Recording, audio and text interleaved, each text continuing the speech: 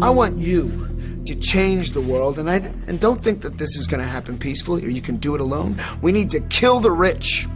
You get out there, you use your weapons, and you rip Washington apart. You hunt down the billionaires, the bank bosses, the CEOs, the scumbags and the liars, the governors, the lobbyists, the senators, because they're all the same, and you hang them.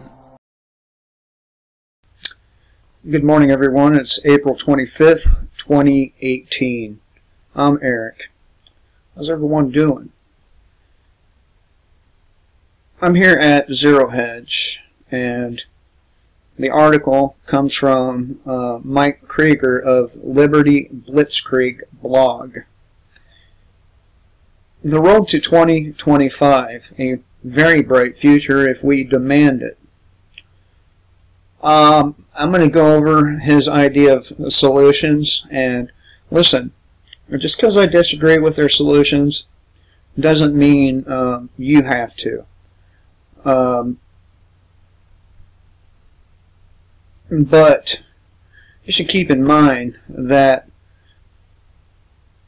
our government doesn't know anything but force, but violence, but coercion. And decentralizing at this point, I believe, would take a civil war. I believe the government would need to be unseated for that to happen. This comes from Thomas Jefferson. Whenever all government, domestic and foreign, in little as in great things, shall be drawn to Washington as the center of all power, it will render powerless the checks provided of one government on another, and will become a venal and oppressive as the government from which we separated.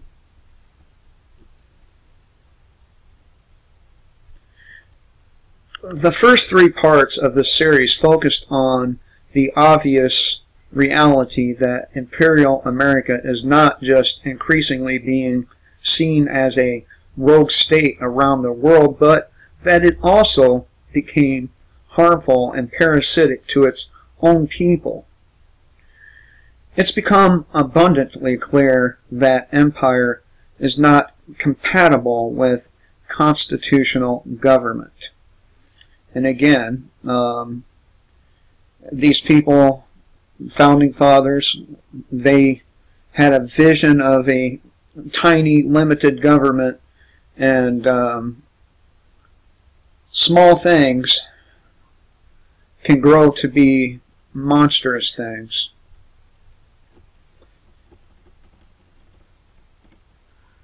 As power and resources have become increasingly centralized in Washington, D.C., the American people have suffered.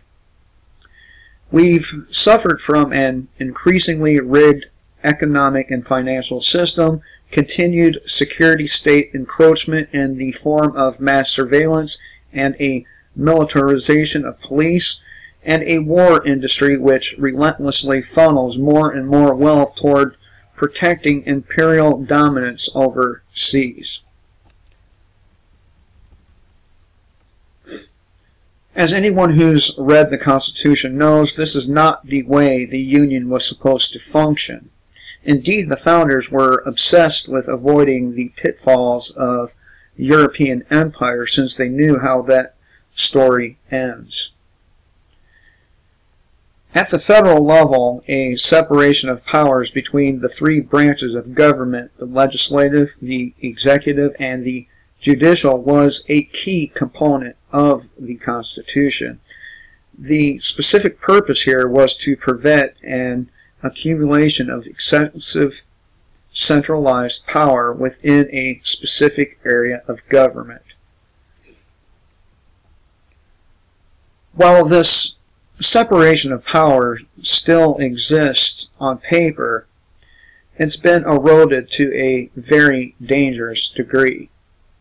When it comes to war, which the legislative branch is supposed to declare, Congress has chosen to abdicate its responsibility and simply allow the executive to do whatever it wants. We saw this with Obama, and we see it with Trump. The separation of powers is being ignored completely when it comes to state-sanctioned murder, and this is no small thing. Equally concerning, a fourth branch of government has also emerged, completely lawless and unaccountable. The extraordinarily dangerous powers wielded by U.S. intelligence agencies provides yet another example of how far we've strayed as a people. Beyond a separation of powers at the federal level, the Founding Fathers made sure that the various states had tremendous independent governance authority in their own right in order to further their objective of decentralized political power. This was enshrined in the 10th Amendment to the Constitution, which reads as follows: the powers not delegated to the United States by the Constitution nor prohibited by it to the states are reserved to the states respectively or to the people. The reason I'm pointing all of this out is because the Founding Fathers intended the U.S. to be a project in political decentralization. Not only was regional power supposed to be extensive by design, but they also made sure to separate powers at the federal level. It seems clear that the primary intent behind the Constitution was to prevent an accumulation of excessive power in any one person or group of people. This was revolutionary for its time.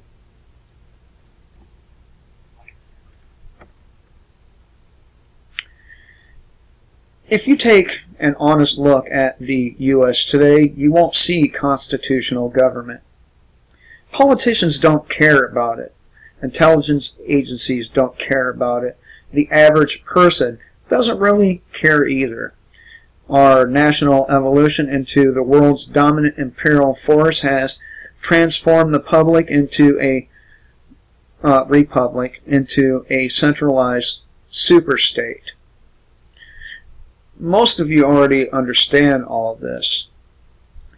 Where things get interesting is that this centralized superstate, aka the U.S. empire, is likely to experience a serious collapse in the years ahead under the weight of excessive corruption, mismanagement, and a loss of consent of the governed. American citizens are rapidly climbing the learning curve as to how things really work, and they're not too happy. I believe such a collapse is essentially inevitable at this point, which means we should be focusing our energy on what comes next. Many Americans have been living in total denial for decades. A considerable portion of the public either hasn't admitted the U.S. is a global empire in the first place, or they consider it a good or just thing. Moreover, they accept the current centralized structure of U.S. governance as appropriate and logical. There's this erroneous belief that the key thing we need to do is elect good people. I disagree. What we need are more appropriate political structures. The more I live and learn, the more I become convinced that the vast majority of decisions should be made at the local level by people living in the communities directly affected. The idea that we need to argue and bicker endlessly in order to convince a small majority of Congress to vote in a particular manner to pass legislation that will then apply to 325 million is idiotic. In a country as large and diverse as the U.S., you're guaranteed to make almost everybody unhappy all the time. While I accept that some issues transcend local governance, these issues are far, far fewer than we're led to believe. Almost all decisions that affect how people live their everyday lives should be decided at the local level by communities, not by a bureaucratic and easily corruptible behemoth thousands of miles away.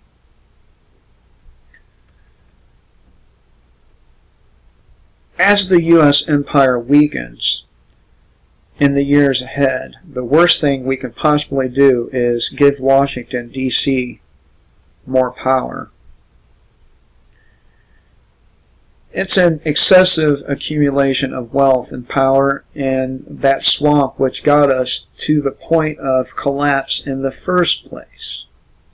Rather, I hope we think about the original intent of our founding document and rediscover the importance of decentralized political power. Moreover, we now have access to tools our founding fathers never could have dreamed of.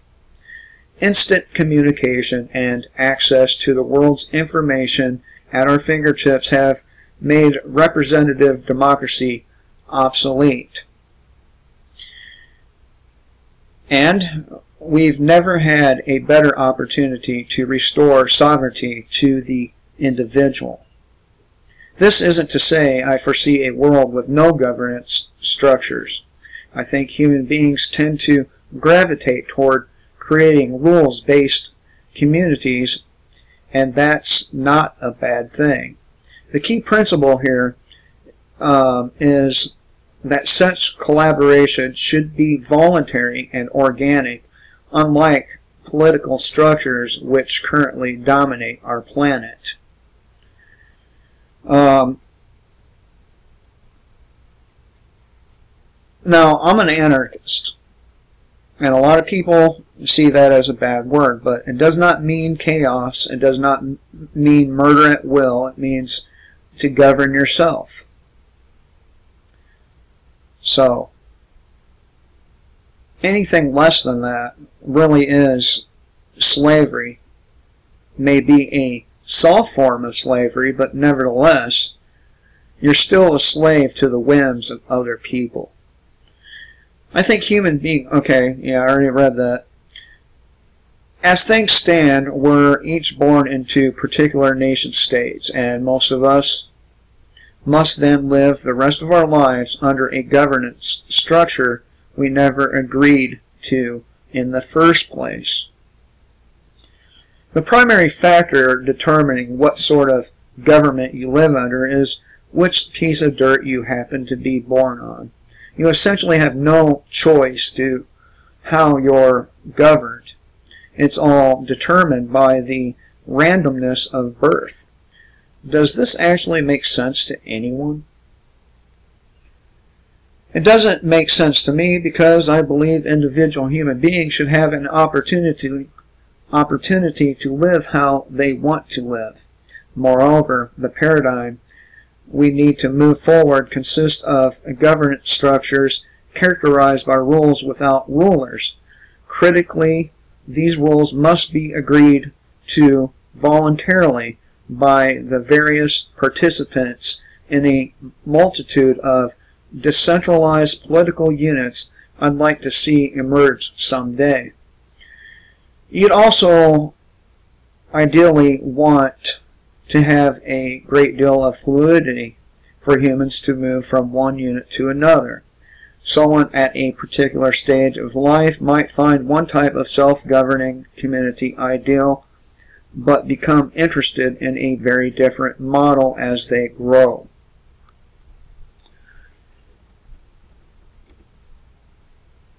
In 2018, pretty much everyone is born into a particular governance model, nation-state, not of their own choosing, and then stays stuck in it for the rest of their lives. This seems like a very primitive and unfree way of structuring political life for human beings. The future model I'd prefer to see would be rooted in ethical governance systems that value freedom and flexibility over coercion and rigidity, which dominate political life throughout the world today. Governance should be decentralized and political relationships should be voluntary. Believe it or not, I think the key obstacle we face to making this sort of vision a reality is ourselves. Most of us tend to think too inside the box, anchoring what can be achieving by what's been achieved thus far. However, the truth of the matter is we can create whatever sort of world we want if enough of us simply begin to believe our current political structures are too centralized, bureaucratic, corrupt, and unfree. Then we can and will discard them and evolve toward a new paradigm, which is why I always like to say we already have the tools, we just need the will. When you go to the grocery store, your options for toothpaste and shampoo are almost endless. Yet, when it comes to the really important stuff, such as what sort of rules, governance we live under, or what sort of money we use, we're given virtually no choice at all. Bitcoin's emergence on the scene has already challenged this static rigidity when it comes to money. The next area to tackle will be governance. Now, I happen to believe that Bitcoin is a transition to digital currency. And if the central banks are buying into it, which they are, then it's probably safe to say that it's not a good thing.